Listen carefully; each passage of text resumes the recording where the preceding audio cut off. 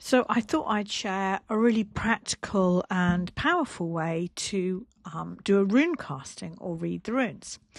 So I work with the 16 runes of the Younger Futhark, and there are other videos I've created about why I choose to do that. But it doesn't take somebody with too much counting abilities to realise that there's more than 16 runes in my reading deck. That is because each rune is present 3 times. This means that in a classical rune pull with 3 runes pulled, one for the past, one for the present, and one for the future, the same rune could come up 3 times. I mean, it's unlikely, but it's possible. Of course, if you don't have a triple rune set, that's absolutely fine. You can just pull with the one. But it just adds an extra layer. I really think this technique, and this is how I was taught to work with a triple set, has influenced how I read tarot, because I read lots and lots of mini tarot readings, and what I'm looking for is the repeat cards. So there are so many different rune spreads out there. We don't really know how runes were used for divination. But for me, I think basing it on the Norns just makes sense. And so I pull one rune to represent Ud.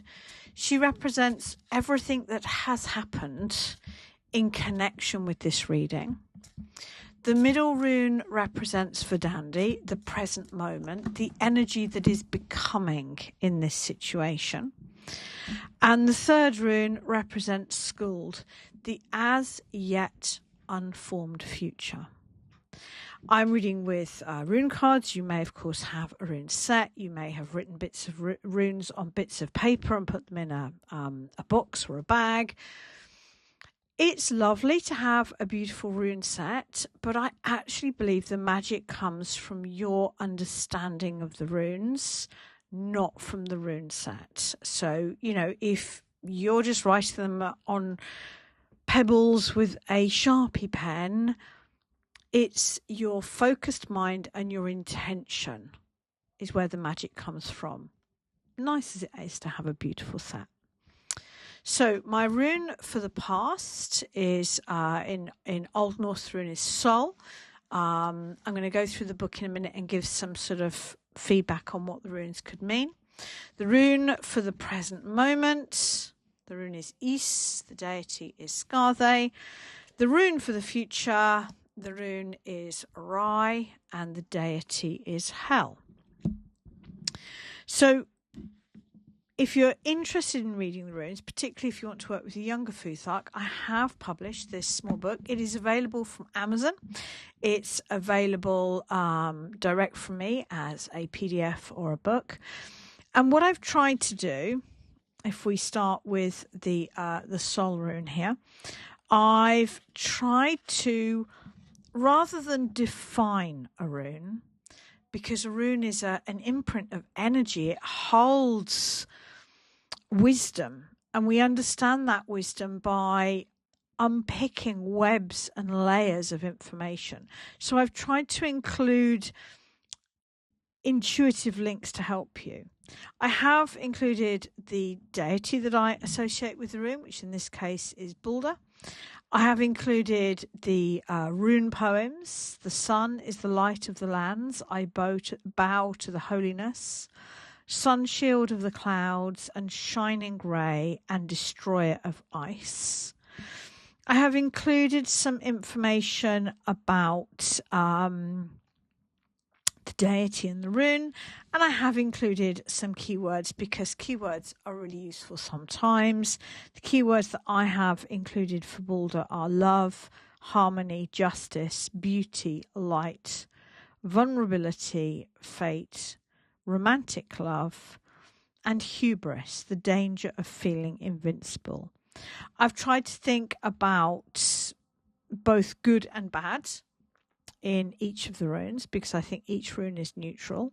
When I look at this, I can really see the journey from being married we've got to remember that Balder was happily married to Nanna. He had a son, Forseti. They were, if you like, the iconic Asian nuclear family. And, for a while, that's what I had. I had the nuclear family, and I very much identified with my role as mother and wife. And where I am right now, Scarthay, I am redefining myself as a single person. I think it's really, really hard when we have to solo parent, work out who we are. And Scarthay, one of my favourite stories, this story of, the Asia killed her father and she marched into the garden of the gods and demanded, that she be compensated. And then this marriage with Njord, where slowly perhaps she began to trust somebody again. If I'm honest, I think that's where I'm at now. I'm learning perhaps to trust friends, learning to trust other people again.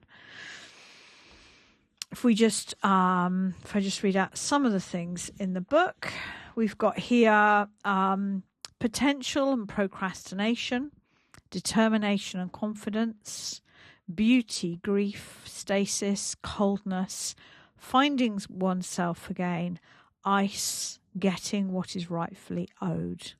And I think I'm definitely in the finding myself again. Looking for the future, I'm very comfortable with House. She's one of the deities that I work with the most, but she's also rest after a long journey. And is there any longer journey than parenting? My kids are all of a slightly older age now and slowly becoming more responsible for their own lives. And surely the ultimate journey of life is to be comfortable in our own skin and to know who we are and to feel okay with that. And to me, I think that is what these runes are really talking about. I didn't have a question. People sometimes ask me, when would I choose runes? When would I choose tarot? I tend to choose runes for the larger, overarching stories of my life or of a client's life, for the bigger picture. And I tend to use tarot for more specific detail. That's just how I like to use it. Coming to Rye for Hell. This is one of my favourite rune poems. Riding, it is said, is worst for horses. Regin forged the best sword. The story of the sword that was forged and broken until it was the strongest sword. And, it is true that the only really way to feel strong and confident in life is to have got up so many times that you can survive just about anything. And maybe this is the story of my survival and coming home to myself again, which would be very nice. For some of the keywords, I've got rest, journey, honesty, personal strength and integrity, death and equally birth, isolation and rejection, thriving in a situation not of your choice. And maybe that ties up with the soul rune, because I never expected to be a solo parent. I always preferred the idea of, a family, and ideally a large family with, aunts and uncles and grandparents. And actually, I may have 4 children, but it is just me and the kids.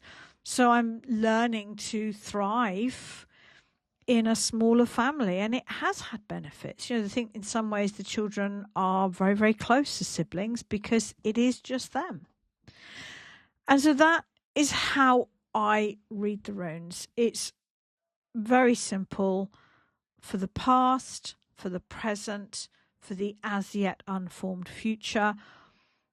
I would argue the most important rune is the one for the present day, the present moment, because this also stands in the place of advice. And if you don't like the flow of the runes, if you don't like where it's going, then by really sitting with the advice and using it to improve how you are dealing with the present moment, you can always improve your future. And of course, perhaps the more unusual thing about my reading of the runes is the fact that each rune is present 3 times. I have done numerous readings where 2 runes would come up, and I have even done the odd rune reading where all 3 are the same runes. That does speak of a really concentrated and an intense period of life, but it can be really useful to see that reflected in the runes.